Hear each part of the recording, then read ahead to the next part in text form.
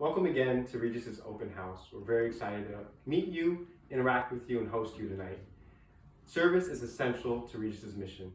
My name is Mr. Lucero. I'm the Director of Social Justice Initiatives here. And my job is to accompany students throughout their 4 years in service opportunities. Not only do we do service throughout New York City, but we also do service all around the world, including Kenya, Jamaica, Ecuador, and our southern border. If you're interested at all more about campus ministry or about service opportunities, please drop on my Zoom room tonight. Looking forward to seeing you. Thank you. Hey, it's Timmy. I attended IFTJ in 2019 in November in DC. I applied to go on a whim and ended up falling in love with it. It was so much fun. It was so nice to see students from other Jesuit schools just as passionate about social justice as I was. And I left the teach-in feeling incredibly re-energized.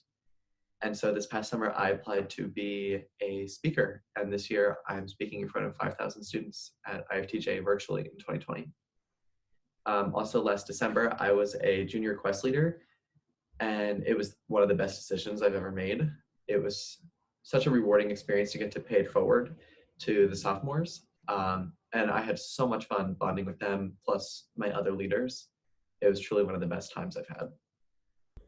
Hi, my name is Amon and I'm a junior at Regis.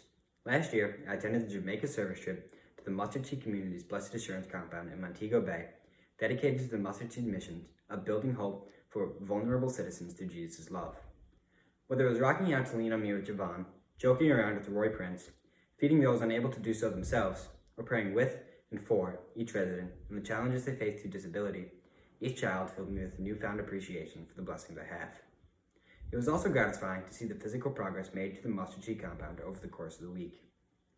We built a fence to keep the residents safe, made and poured concrete, and cleaned the chicken coop.